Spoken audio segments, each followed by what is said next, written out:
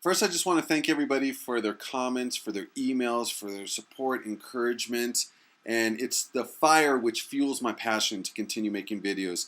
And I encourage other people, a few of you have made video responses, and I think it's a great way to build a community amongst like-minded people. So I encourage people to make video responses. It's a great way for us to connect with each other. This particular video was inspired by a question or an email I got from Ben. Who's been very encouraging and supportive regarding the videos and sharing it with other people. So I really appreciate that, Ben. Thank you.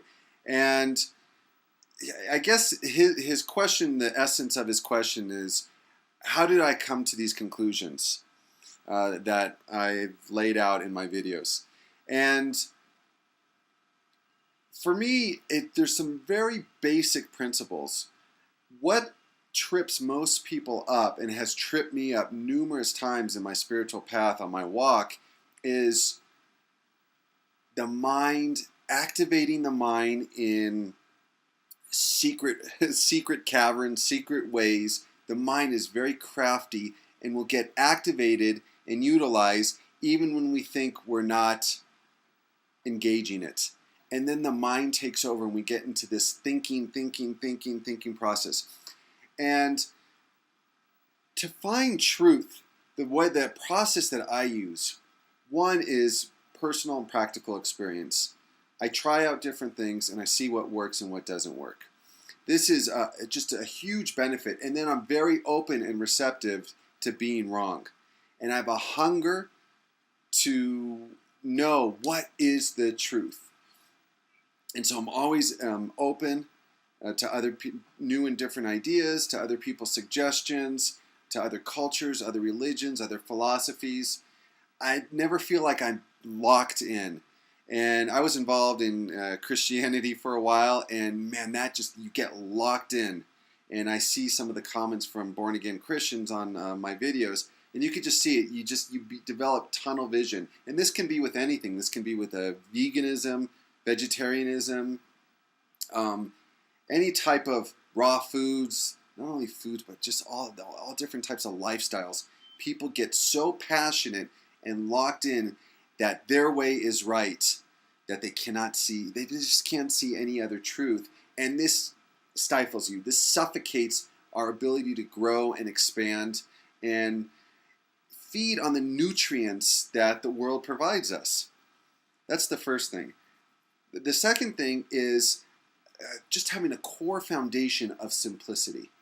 That what I was talking about earlier, the mind likes to be activated and engaged. When you look at when I read spiritual books or Indian gurus or different religions, there are people that spend years and years and years studying the texts and studying the religion and engaging the mind and analyzing it, thinking about it, and processing it.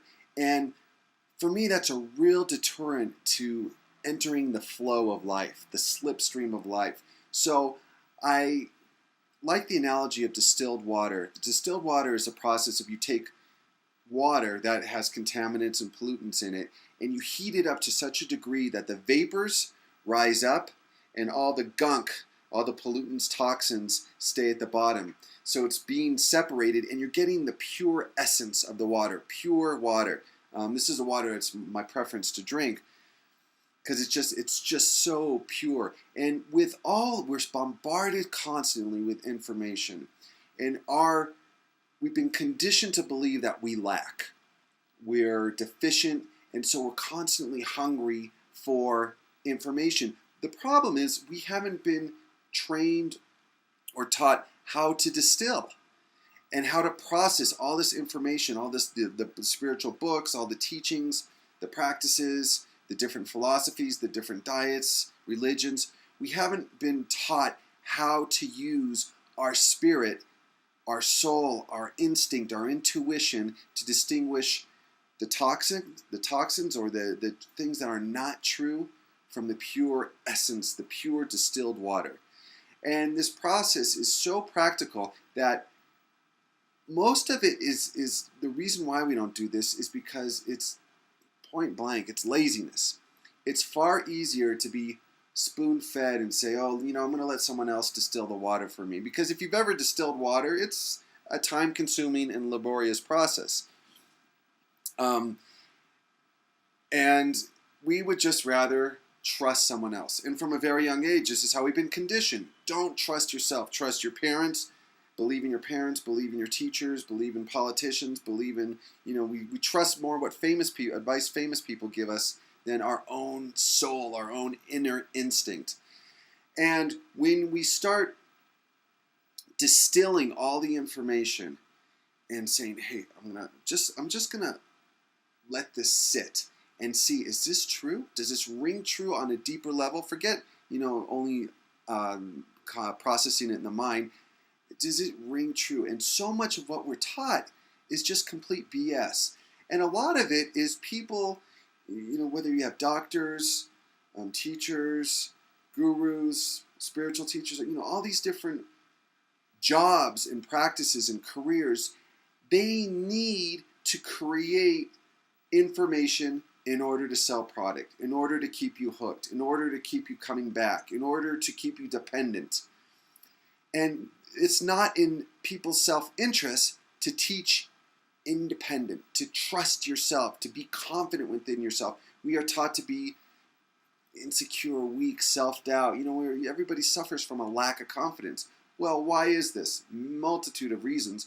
But the core of it is it's the easiest way to control people, is to get them to doubt themselves, to be insecure, and to be self-dependent on external forces.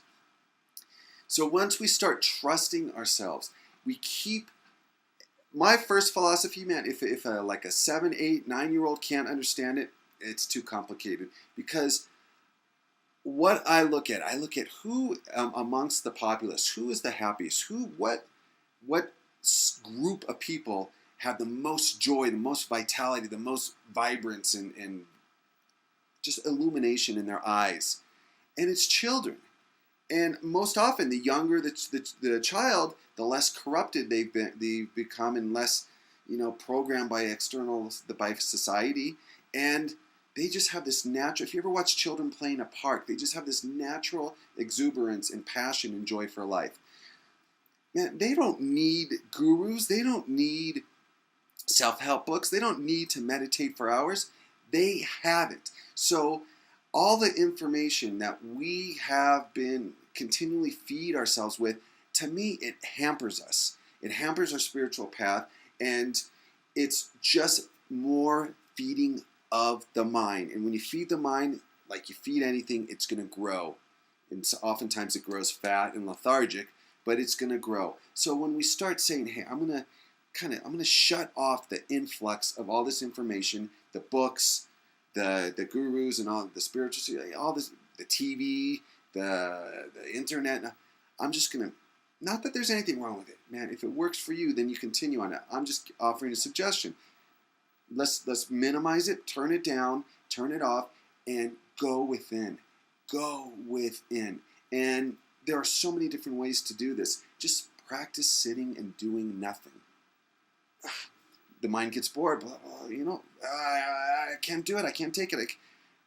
Once you start to do it for 5 minutes a day, the first week 10 minutes, and then slowly increase. And what you see happening is your spirit, your deeper essence, the deeper self that is you, the true you, starts speaking to you, starts giving you guidance, starts, you can ask questions, and you start developing, you tap into that inner child energy, that passion that young children have. So if it's a philosophy that's complex, that you need to do a lot of studying, a lot of research, a lot of this and that, no thanks, it's not for me. Because the secret of life is really simple. You look at dogs.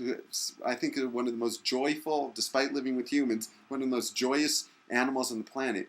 And it's just there's just a simplicity. And it's so strange, it's so ironic that we try to fix ourselves and we try to put all this stuff, add all this stuff to our lives to think that we'll be happier, and it ends up weighing us down and suffocating the true essence, our spirit, that is the core, the vitality, and the reason that the young children are so happy and what we have available to tap into.